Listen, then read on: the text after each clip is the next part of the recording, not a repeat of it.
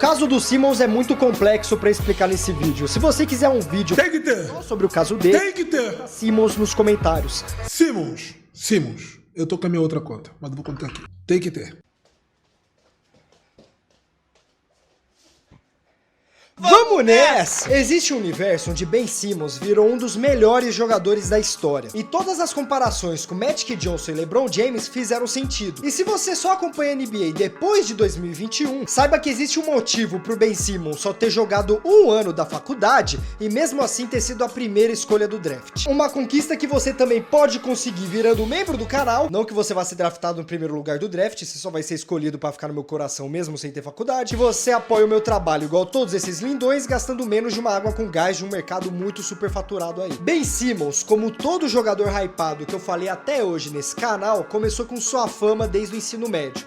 Parabéns, Caio Teixeira. E já com seus mais de 2 metros de altura, era impressionante como um garoto que deveria estar jogando de pivô conseguia criar jogadas, driblar a defesa e defender. Todas as habilidades de um armador e um atleta forte de 2 metros de altura. Ele era uma escolha garantida que entraria em algum time da NBA. Só no último ano com a Monte Verde Academy, ele teve médias de 28 pontos por jogo, 12 rebotes, 4 assistências, 2 tocos e 1 roubo de bola por partida. A performance que deu pra ele o Naismith Prep Player of the Year, Gatorade National Player of the Year, Morgan Wooten Awards, que eu não faço a mínima ideia do que é, vou descobrir quando eu estiver editando esse vídeo, além de ser selecionado pro McDonald's All-American, a seleção mais importante pros caras da faculdade olharem e falarem, esse cara é elite. Além de 3 campeonatos nacionais seguidos, sendo que tanto no ranking da ESPN quanto no ranking nacional, ele estava em primeiro lugar. Com esse histórico, todo mundo já estava de olho nele, independente da faculdade que ele fosse escolher. Que é o que deu a liberdade para ele escolher a LSU ao invés de Duke ou Kentucky, que são duas faculdades muito melhores do que a LSU, mas que ele escolheu por causa do seu padrinho, que era assistente técnico da equipe. Mas a sua performance anterior não livrou ele a críticas pela péssima performance que a equipe teve. LSU só ganhou um pouco mais da metade das partidas da temporada, 19 dos 33 jogos que tiveram, e eles nem se classificaram para disputar o título, mesmo tendo supostamente o melhor jogador do país. Mesmo assim, individualmente ele foi bem, foram 19 pontos por jogo, 12 rebotes e 5 assistências logo no seu primeiro ano, sendo inclusive o primeiro desde 1986 a ter mais de 19 pontos e 11 rebotes por partida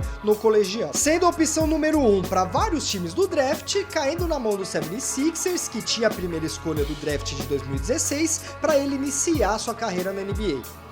Iniciar entre aspas também, porque logo nos treinos do seu primeiro ano ele conseguiu fraturar o pé e não jogou o primeiro ano da temporada. Pelo menos os fãs puderam ver como seria o jogo do Ben Simmons na Summer League, que aconteceu antes da temporada regular, então foi antes da fratura no pé que ele teve no treino, e foi justamente esse torneio que deixou todo mundo hypado pra ver ele jogando na maior liga do mundo. O cara era uma máquina de highlights com seu playmaking, todo mundo reforçava mais ainda as comparações, inclusive nesse torneio ele tava acertando arremesso, olha só que coisa, não é mesmo? Oficialmente começando sua carreira na temporada 2017-2018, todo o hype e ansiedade que os fãs estavam em ver seu jogo na quadra foi provado com sua performance absurda no seu primeiro ano. Só nos seus 4 primeiros jogos ele já tinha alcançado seu primeiro triplo-duplo, além de ser o único na história da NBA aos seus 10 primeiros jogos ter feito pelo menos 170 pontos, 100 rebotes e 80 assistências. E acredite ou não, ele criava jogadas pro arremesso de meia distância dele. De fato, os arremessos de 3 pontos dele não saía, que é a maior crítica que ele tem na carreira. Mas ele ainda assim chutava e às vezes até acertava, o que já é muito mais do que a gente vai ver no fim da carreira dele. Nessa temporada ele jogou 81 dos 82 jogos que tinha, marcando 16 pontos por jogo, 8 rebotes, 8 assistências, 2 roubos de bola por partida e 1 toco por jogo. Essas médias falam por si só como ele era versátil. Ele estava em todos os cantos da quadra e desempenhando o mais alto nível em todas elas. Desempenho esse que trouxe 52 vitórias para o 76ers, se classificando em terceiro lugar da Conferência Oeste, indo simplesmente para o primeiro playoffs em 6 anos, o que também garantiu individualmente para o Ben Simmons o prêmio de novato do ano. E esse prêmio criou uma treta porque o Ben Simmons foi draftado em 2016, então sua temporada de novato deveria ter sido 2016-2017 se ele tivesse fraturado o pé, beleza, já falei por isso. Porém, no draft de 2017, Donovan Mitchell foi foi draftado. E já que o Ben Simmons não jogou sua primeira temporada, ele jogou a temporada seguinte, a 2017-2018, como sua temporada de novato,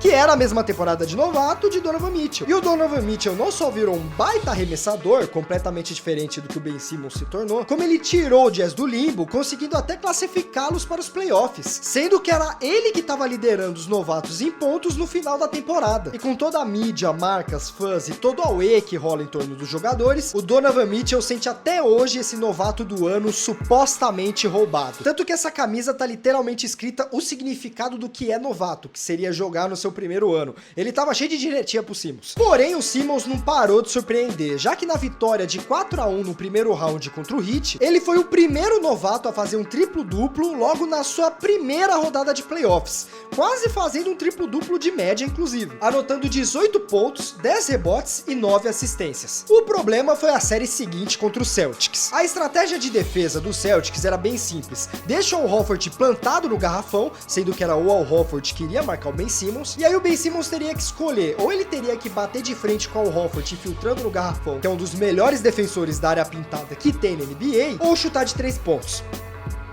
Você já deve saber o que ele escolheu. Tanto que essa estratégia também ajudou a parar o Embiid, porque já que o Embiid estava sendo marcado por outro cara, o Al Horford estava sempre na ajuda quando o Embiid filtrasse. Lembrando que esse é o mesmo playoffs, da mesma edição, que o 76ers escolheu draftar o Markelle Fultz ao invés do Jason Tatum. A eliminação para os Celtics nos playoffs foi o primeiro sabor de preocupação que os fãs começaram a ter com o Ben Simmons, mas muita gente ainda protegia ele. Era o primeiro ano dele na NBA, várias lendas entraram na NBA sem saber arremessar, ele tinha várias outras habilidades, tudo o que ele precisava fazer era treinar o seu arremesso. Tanto que foi nessa época que começou a aparecer os clássicos vídeos do Ben Simmons treinando na pós-temporada, não só chutando como fazendo arremesso de 3, tanto sozinho quanto nos rachões. Spoiler, esses vídeos rolam até hoje. Na temporada 2018-2019, o 76ers adicionou o Jimmy Butler e o Tobias Harris ao roster, e o Ben Simmons dessa vez continuou não arremessando. Mas pelo menos estava tudo certo, porque o Ben Simmons melhorou seu jogo em todos os aspectos que ele já se destacava. E aí, já que a equipe já estava contando com novos arremessadores, e o Ben Simmons era um ótimo playmaker, ele poderia continuar infiltrando, porque para arremessar tinha outros caras melhores que ele,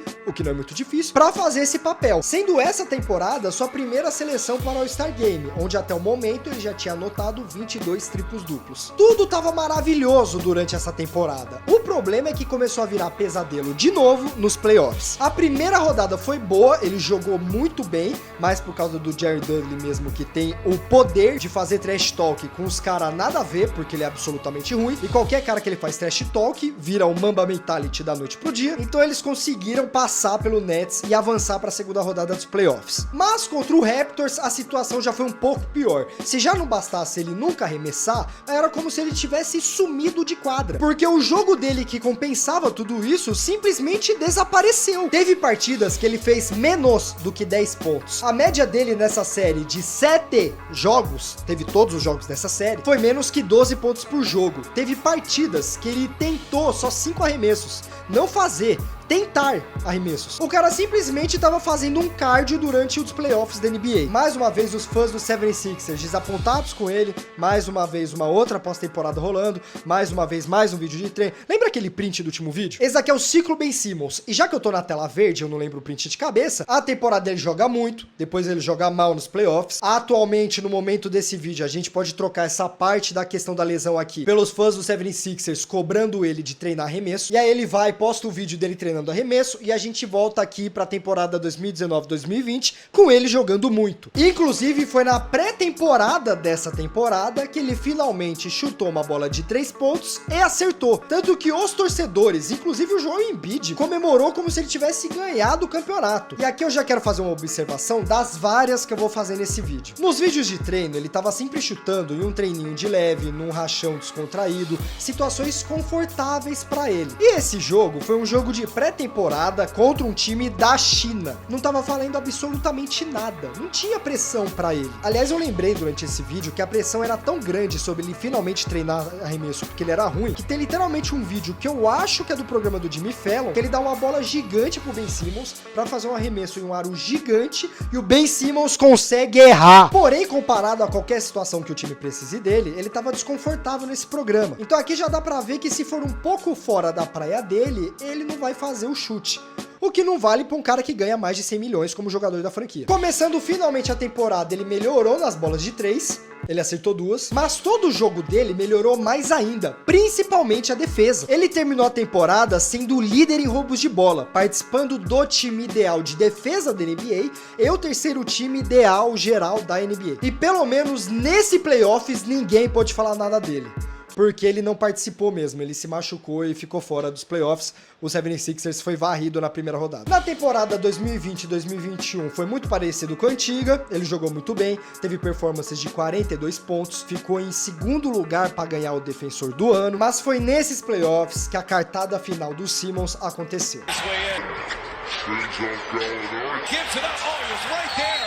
A queda do Ben Simmons começou muito antes dessa sexta. Ele se tornou o pior arremessador de lance livre da história da NBA nos playoffs, fazendo só 34% dos arremessos de lance livre. Ele estava acertando menos do que o Shaquille O'Neal. Dos 45 lance livres que ele chutou, ele só acertou 15. Com isso, ele ficou com medo de atacar a cesta, no nível não fazer nenhum ponto no último quarto dos 5 dos últimos 7 jogos dessa série. Tem até um vídeo que eu vou tentar deixar o máximo do tempo que tá na tela pra vocês verem, que os Hawks estava fazendo o Hack-a-Ben, sendo que o Hawks não foi o primeiro, o Wizards já fez isso também, mas era simplesmente o Hack-a-Check, que ele era famoso por errar todos os lances livres, sendo feito no Ben Simmons, e ele errando tudo, mesmo com a torcida incentivando ele a acertar. Dá pra ver claramente no close que dão no rosto dele que ele não queria essa responsabilidade. Em uma série de 7 jogos, a sua média de ponto foi 10. Os últimos 3 jogos juntos não chega a 20 pontos somando tudo que ele fez. Pelo terceiro playoff seguidos, os fãs do 76ers estavam revoltados com o Ben, e agora com 300% de razão. Com a junção do Joel Embiid largando a mão dele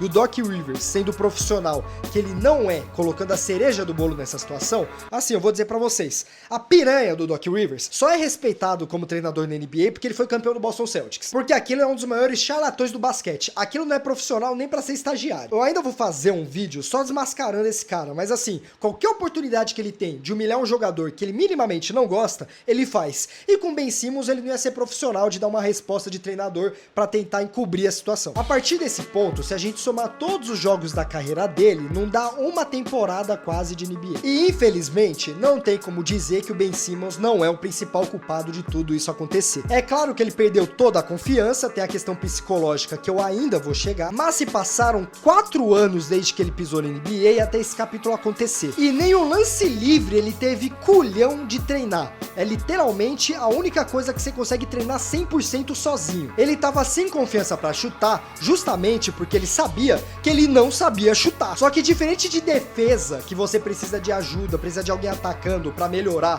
que incrivelmente ele melhorou, lance livre é você pegar uma bola, uma cesta e arremessar. E assim, eu acho que ele tinha estrutura pra isso. Existe a lenda que, na verdade, ele é destro, porque ele arremessa com a esquerda, ele mesmo já falou, porque o pai dele ensinou a fazer isso. Mas se você pegar lances de ataque, bandeja, de arremesso, que não vai ser, ele faz as cestas bem naturalmente, até enterrada, com a mão direita. Então, talvez ele não acerte os arremessos, porque ele está supostamente chutando com a mão errada. Mas pra um atleta que tá há 4 anos na NBA, sendo pago 170 milhões, não é possível que nem isso ele seja capaz de descobrir por conta própria. A partir dessa sexta, que ele não decidiu fazer, que tudo começou a desmoronar. Primeiro, ele que solicita ser trocado na pós-temporada, o que não ia acontecer instantaneamente, até porque nenhum time queria essa bomba para começar a construir equipe. Então ele começou a faltar em jogos e em treinos, o que começou a acumular uma porrada de multa, o que no total chegou a 19 milhões de dólares. E eu vi esses dias, se ele não for o cara que mais atribuiu multa na NBA justamente por causa dessa época, ele tá no top 3. Depois ele foi atrás atrás de um psicólogo, que inclusive o 76ers ofereceu pra ele um psicólogo antes dele ir atrás de um, pouca gente fala disso, justamente porque ele dizia que precisava de um tratamento mental pra voltar a confiança dele e jogar bem. Tanto que a lesão que ele tinha nas costas, que pelo que eu entendi, ele descobriu durante os playoffs, essa parte eu fiquei meio confuso, eu admito, sempre voltava porque ele não se sentia bem, justamente porque ele tava mal de cabeça. A cabeça dele piorava a dor nas costas, resumidamente. E aí temos o vídeo dele participando daquele treino do jeito mole lá, que ele não quis nem fazer os exercícios que o Doc Rivers pediu, porém, em defesa do bem, ele disse no podcast do J.J. Redick, sabe, o atual treinador do Lakers, que esses exercícios que o Doc pediu eram os exercícios que era pra humilhar ele, porque o time nunca fazia isso, que o Doc tava obrigando ele a fazer, por isso que depois no treino ele acabou sendo expulso também, até o ponto que finalmente ele foi trocado pro Nets pelo James Harden. Agora, sobre questão de saúde mental, todo mundo concorda que isso é sério, beleza? Você que tá vendo, fãs do Jota, não sei se você tá aqui, todo mundo concorda que isso é sério, beleza? Eu já convivi com os dois tipos de pessoa. Eu tive amigos que ele preferia levar um chute no saco do que ter que aturar 1 minuto sozinho na mente dele, de tão ruim que ele tava procurando tratamento na época também. E eu já convivi com pessoas que ele usavam dessa fraqueza, que teve uma época que todo mundo começou a falar só sobre isso, pra tentar ganhar uma vantagem em cima das pessoas, meio que uma desculpa pras merda que ele fazia, entendeu? A exceção faz a regra? Não faz. Mas existe a exceção. E eu digo isso porque quando a piranha do Doc Rivers humilhou Ben Simmons, tava todo mundo apoiando ele, justamente sabendo a seriedade que era a questão psicológica. Porém, depois de alguns vacilos que ele foi dando, até mesmo enquanto estava no Nets, já teve um jogo inclusive que ele falou pra todo mundo que ia finalmente participar, e aí ele só sumiu, não deu satisfação pra ninguém, sempre falando que ele tava ruim de cabeça e a dor das costas aumentava porque dava ruim de cabeça e nunca nada era culpa de responsabilidade dele, ao mesmo tempo que ele tava super bem pra viver todas as partes boas da vida, menos a parte da responsabilidade de ser um jogador. O pessoal lá nos Estados Unidos começou a ver um padrão de comportamento dele que nada, nunca era responsabilidade dele. Nem na época que ele ainda tinha um respeito no 76ers. E aí o pessoal começou a juntar as pontas, começou a ver uns vacilos que ele tava dando no Nets e começou a perceber como tudo era muito estranho, que ele não era culpado de nada. E aí dá-lhe treino na off-season. O Nets teve que implorar pro Ben jogar contra o Celtics no jogo 4 dos playoffs. Nem que fosse pra pisar 5 minutos em quadra. Ainda recebendo um salário milionário, tá? E mesmo assim, ele só sumia. E quando ele finalmente voltou pras quadras, ele não era 1% do jogador que ele já foi um dia. Com 26 anos, ele abriu a mão de vez pra tentar fazer cesta. Ele só passava a bola, mesmo já tendo atacando, mesmo com a cabeça no aro, mesmo sem uma defesa muito pesada. Porque ainda assim, ele ainda estava, mesmo em outro time, com medo de sofrer falta. E as poucas vezes que ele ia pro lance livre, ele tava chutando pior do que no 76ers. Tudo isso por 177 milhões de dólares.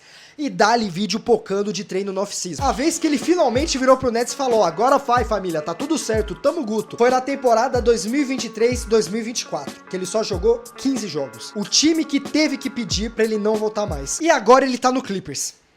E é isso. Chegou no nível dele ter ido pro Clippers em fevereiro e eu só tenho descoberto agora enquanto eu faço o vídeo. E realmente não tem muito o que falar, até porque se for pelo Stats Music e esses zeros aqui forem partidas que ele realmente jogou, ele não tá valendo nem 10 milhões, infelizmente. Até porque atualmente dele o contrato é de 1 milhão.